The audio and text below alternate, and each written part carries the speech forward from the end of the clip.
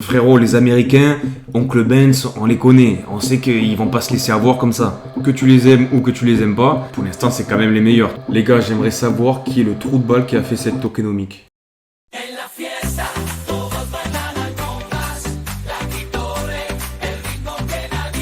Et comment ça va mon petit pote? On se retrouve pour un crypto daily. Comme d'habitude, on va aller voir les news du jour sur la crypto-monnaie et on finira par la présentation d'une crypto que tu as vue sur la miniature qui est la crypto Cubic. Je vais te parler du fondamental mais aussi du token et on finira par quelques prévisions pour ce bull run 2024. Tout d'abord, concernant les annonces économiques, ce qu'il faut suivre de près cette semaine, c'est l'évolution du chômage aux USA. Le précédent nombre de chômeurs aux États-Unis était de 215 000 et on a une prévision pour 218 000. Eh bien, ça pourra avoir une petite incidence sur le prix. Après, est-ce que c'est pas déjà pricé? Pour te faire un petit rappel sur le chômage et le marché, en fait, l'idée, c'est de se dire que s'il y a de plus en plus de chômeurs dans un pays, il y a de moins en moins de personnes qui vont avoir d'argent pour investir. Et forcément, le marché aura un peu moins de force acheteuse. Et c'est en ça, du coup, que le chômage peut avoir un petit rôle sur l'évolution du marché. Concernant l'Europe, un truc que j'allais oublier, c'est qu'on a un truc hyper important, on a l'IPC. Donc, c'est l'indice des prix à la consommation. Donc encore une fois, en fait, c'est une métrique qui est basée sur l'inflation. On va évaluer plein de produits dans la zone euro, le café, les pâtes, la viande, etc. On va évaluer un prix. Ce sera une métrique qui permettra de représenter le coût des produits dans la zone euro. Et l'idée, c'est de se dire encore une fois que si les prix des produits augmentent, ça veut dire qu'on a plus d'inflation. Et donc que les gens ont de plus en plus de mal à pouvoir acheter dans la vie de tous les jours. Et grosso modo, si tu as 1000 euros de salaire et que du coup, tes courses, tu les fais plus à 100 euros, mais tu les fais à 200 euros, je grossis le trait, eh bien, du coup, tu auras 100 euros de moins à investir dans la bourse, dans l'immobilier, dans tout ce que tu veux. Et donc, cet IPC précédent était évalué à 2,4% et on devrait avoir une petite hausse de 0,1%. Donc ça, c'est le prévisionnel, mais il est possible qu'on soit à la hausse comme à la baisse. Ça, c'est déjà arrivé, ça arrive souvent d'ailleurs. Ensuite, on continue avec les BRICS. Donc, comme tu le sais, les BRICS, c'est une union un petit peu comme les Occidentaux. On a les Américains, les Anglais, les Français, etc. Les BRICS, ça représente le Brésil, la Russie, l'Inde, la Chine et l'Amérique du Sud, c'est ça. Et ça fait quelques années qu'ils visent à du coup remplacer le dollar américain, qui est la valeur mondiale d'échange, mondiale, par une monnaie commune qui serait organisée, gérée et managée par les BRICS. On a entendu pas mal de choses au sujet de celle-ci, notamment qu'elle serait basée sur des commodités, sur l'or, sur des matières premières comme le pétrole, le gaz, etc. pour avoir une valeur vraiment stable. Parce que comme je te le rappelle, avant le dollar américain, donc l'USD, était basé sur l'or, donc les réserves d'or du pays. Et il y avait un président, je me rappelle plus son nom, mais en fait ce qu'il a fait, c'est les accords de Bretton Woods. Là c'est le moment culture gros, donc concentre-toi, ok? Les accords de Bretton Woods, qu'est-ce que c'était? C'était de dire qu'en fait, ça leur allait pas d'avoir une monnaie qui était stable, qui était basée sur l'or, qui avait une valeur réelle finalement. Ils se sont dit, ce qu'on va faire, c'est qu'on va décorréler notre monnaie de l'or. Et en fait, on pourra augmenter la supply, on pourra créer un peu plus de billets chaque année ou la réduire. Mais en général, c'est plus pour l'augmenter. Et du coup, on pourra faire un petit peu ce qu'on veut. Ça veut dire que si on a un déficit, je sais pas moi, dans l'armée par exemple, on va imprimer un peu plus de billets l'année suivante pour les mettre dans l'armée. Mais donc ça, c'est vraiment le piège de l'humanité. À chaque fois qu'une société a créé une monnaie qui était basée sur rien, donc en faisant de l'impression monétaire, les Romains par exemple, ce qu'ils faisaient, c'est qu'ils limaient le bord des pièces d'or pour récupérer ces petites paillettes et en créer de nouvelles. Et un jour ou l'autre, la monnaie de l'Empire romain s'est effondrée. Parce que les mecs avaient bien compris que leur pièce de 1 euro qui faisait 1 centimètre, à la fin, elle faisait 50 centimes. Donc la quantité d'or, tu vois, c'était plus la même. Il faut que tu gardes ça en tête. Et donc cette monnaie, quand elle verrait le jour ou verra le jour, tout dépend comment tu te positionnes, elle pourrait redistribuer les cartes du pouvoir économique mondial. Mais aussi, elle pourrait profondément impacter le dollar américain. Parce que s'il y a de moins en moins de personnes qui l'utilisent, forcément, il perd du pouvoir. Honnêtement, si je me mets dans le point de vue des BRICS, je serais plutôt pessimiste. Frérot, les Américains, Oncle Benz, on les connaît. On sait qu'ils vont pas se laisser avoir comme ça. Ils ont des stocks de militaires, de nucléaire et tout. Genre, c'est impensable tout ce qu'ils ont. Ils ont un budget de malade pour l'armée. La confiance que des personnes ont dans une monnaie, c'est tout ça, tu vois. C'est l'armée, c'est le pouvoir, c'est l'économie, c'est l'industrie, etc. Que tu les aimes ou que tu les aimes pas, pour l'instant, c'est quand même les meilleurs. Mais c'est important de se mettre à jour sur des nouvelles comme celle-là. Después tenemos Javier Milei, le président de l'Argentine qui fait encore couler de l'encre. Comme tu le sais, Javier Milei, c'est un président un peu fou qui a une image un peu de malade mental. Pendant ses meetings, il sortait dans les rues avec une tronçonneuse pour dire qu'il allait couper le gouvernement en place et qu'il allait tuer la corruption, etc. Et le pays était tellement dans un sale état, avec une inflation de 200% à l'année, un truc de malade mental, que en fait il a fait des trucs radicaux, tu vois, et il s'est mis pas mal de monde à dos, mais on commence à avoir de bons résultats en tout cas sur la chute de l'inflation du pays. Et ce dernier, qu'est-ce qu'il souhaite faire? Il souhaite faire une alliance avec le Salvador pour pouvoir trouver des coalitions sur la crypto-monnaie et le Bitcoin. Donc frérot, toi quand t'entends crypto-monnaie, Bitcoin, on s'en fout qui c'est le président, etc. Nous on est comme des fous. C'est où là? C'est où? Et du coup, la réunion entre les chefs d'État salvadoriens et argentins était clairement autour de la crypto-monnaie.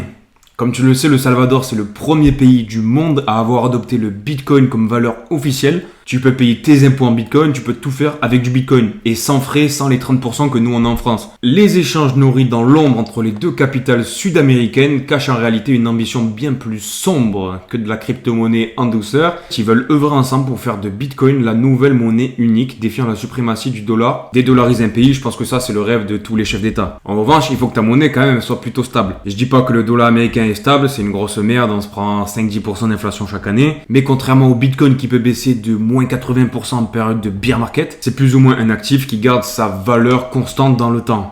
Plus ou moins. En revanche, plus le Bitcoin va être capitalisé, donc plus le market cap du Bitcoin va augmenter, et plus en fait la masse va être importante, et plus l'inertie pour faire baisser ou monter le prix, va être difficile. Et donc on arrivera un jour où le Bitcoin sera tellement capitalisé qu'en fait pour bouger de 1%, il faudra déplacer des centaines de milliards de dollars. Dans tous les cas, quand tu vois des chefs d'État de cette importance qui parlent du Bitcoin et qui ont une vision pour le futur, ça peut que te donner le sourire, parce que toi tu es dans la crypto, et tous les jours les gens autour de toi te disent que c'est basé sur rien, même ton président, tes ministres, etc., ces abrutis, ils n'y comprennent rien.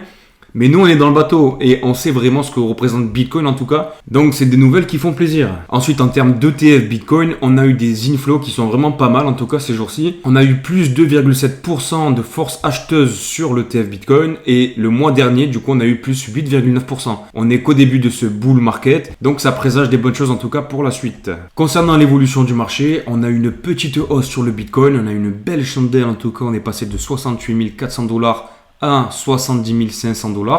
Et on a méché avec un beau RSI qui a suivi, donc on n'a pas eu de divergence baissière. Concernant Ethereum, on n'a toujours pas cassé les 4000, on est vraiment pile poil à deux doigts de les casser. On pourrait redescendre pour aller chercher de la force encore une fois, avec de la bonne liquidité des familles. C'est quelque chose qui est envisageable. Combien de temps ça va durer encore, je sais pas. Mais sache que je vais être là tous les jours pour te tenir au courant. Bitten sur mon amour, TAO. Et il est à 437, donc on est en train de ranger. On est toujours au-dessus des 40, donc on a cassé la malédiction. Pour l'instant, il n'y a pas de gros mouvements. On a Troufaille qui a fait de belles envolées ces jours-ci. Voilà, il est passé de 0,12 et il est monté jusqu'à 0,18. Donc il a fait un espèce de 60%. On a CKB qui nous montre des formes magnifiques, qui nous a fait un super W, donc c'est vraiment génial. Et on est monté à 0,18. Donc ça montre en tout cas qu'il y a vraiment de l'intérêt sur cette crypto-monnaie. Tu te rappelles, je t'en ai parlé dans le top 3 des meilleurs cryptos layer 2 sur Bitcoin. Si tu n'as pas vu la vidéo, je te conseille d'aller la voir. Je te parle de CKB et de deux autres. Ensuite, concernant la présentation de la super crypto du jour, je te présente Cubic avec son token qui s'appelle Cubic, tout simplement. Donc tu vas me dire qu'est-ce que c'est Cubic? Cubic, c'est une crypto-monnaie innovante qui est développée par la fondation IOTA, qui intègre des smart contracts et des applications décentralisées, des DApp. Et donc Cubic est une crypto-monnaie qui est basée dans le narratif de l'intelligence artificielle, mais en plus de quoi, elle est intégrée sur une blockchain Proof of Work. Comme tu le sais, une blockchain Proof of Work, du coup, c'est quand on a de la preuve de minage qui permet de valider des transactions pour faire tourner la blockchain. Ton ordinateur fait des calculs, résout des équations qui vont permettre de fermer des transactions et de fermer des blocs. Donc ça, c'est la blockchain Proof of Work. Et l'idée de Cubic, en fait, c'est de faire des oracles qui sont décentralisés, utilisés pour obtenir des données du monde réel et les intégrer dans des contrats intelligents, des smart contracts. Un peu à l'instar de Chainlink dans le domaine de l'intelligence artificielle, tout en étant sur une technologie de Proof of Work. Mais l'idée coquine qu'il y a derrière le projet Cubic, c'est de se servir de l'énergie de minage plutôt que de faire des calculs sur des équations qui ne serviront à rien. Cubic va résoudre des problèmes qui permettent de faire tourner des intelligences artificielles tout en sécurisant le réseau. Et dans une ère où le narratif de l'intelligence artificielle est vraiment à la mode, Cubic pourrait potentiellement sortir son épingle du jeu. En termes de fondamental, sur le papier, moi c'est vraiment un projet qui me parle. Je trouve ça vraiment hyper intelligent de se servir de l'énergie pour pas qu'il y ait de gaspillage. Cette énergie va permettre de rendre service du coup à un écosystème de l'IA qui est vraiment très énergivore. Concernant le token, on a 355 millions de market cap et on a 89,4% des tokens Cubic qui sont en circulation. Le truc qui est vraiment bizarre sur ce projet-là, c'est qu'on a un token qui vaut 0,503964. Donc tu vas me dire pourquoi il est si peu cher. Parce qu'en fait il y a tellement de jetons en circulation, 88,5 trilliards Les gars, j'aimerais savoir qui est le trou de balle qui a fait cette tokenomique. Enfin, en fait, il y a énormément de tokens en circulation et je comprends vraiment pas pourquoi ils ont fait ça. En soi, nous, ça nous dérange pas parce que peu importe le prix auquel tu rentres, ce qui t'intéresse, c'est que le jeton fasse un multiple. Mais tu vois, vraiment, visuellement, moi, c'est un truc qui... C'est pas que ça me gêne, tu vois, mais ça fait vraiment shitcoin, quoi. On se croirait vraiment sur Shiba Inu, quoi. Genre, pour que ce jeton-là aille à $1, il faudrait que le market cap soit de 96 000 milliards de dollars. Franchement, j'ai pas d'explication. Si en tout cas, toi, tu connais la raison, dis-moi-le en commentaire. Ça m'intéresserait de savoir. Je trouve que c'est vraiment une connerie monumentale. Mais bon, à part ce fait passager, je trouve que le projet est vraiment super chouette. On a eu un plus haut du token à 0,4011 et là actuellement on est à 0,5040. Donc un moins 60%. Si je te parle de ce projet-là, c'est parce que j'ai déjà fait un top 5 des meilleurs cryptos liés au narratif de l'intelligence artificielle. Mais de temps en temps, je trouve ça sympa de te présenter des petites pépites, des petits projets IA sur lesquels c'est intéressant de mettre un petit pourcentage de son wallet, mais vraiment pas un 5%, 10%, jamais de la vie. Pendant un bull run où l'IA est au centre des discussions, c'est un projet typiquement qui peut creuser sa place et faire une belle hausse. D'autant plus qu'on a quasiment tous les tokens qui sont en circulation. Typiquement que ce projet-là fasse un x10, x20, ça nous amènerait à entre 3 et 6 milliards de market cap. C'est pas déconnant. En période de bull run, tu sais que les projets, ça devient la folie. Donc je suis transparent avec toi. Comme tu le sais, je te dis toujours ce que je fais et ce que je fais pas. Pour l'instant, j'ai pas encore de billets investis sur ce token-là. Je pense que je vais prendre une petite bolinette, tu vois, histoire de m'acheter un ticket de loto et de voir pour ce bull run si on fait pas un x10 ou qu'on va pas dans les étoiles. Dans tous les cas, j'espère que ce Crypto Daily t'a plu. Si t'es pas abonné, frérot, abonne-toi, laisse un like, laisse un commentaire, ça me fera plaisir de te lire et de te répondre. Je te dis à demain, gros, pour un nouveau Crypto Daily et en tout cas, porte-toi bien. À demain. Ciao!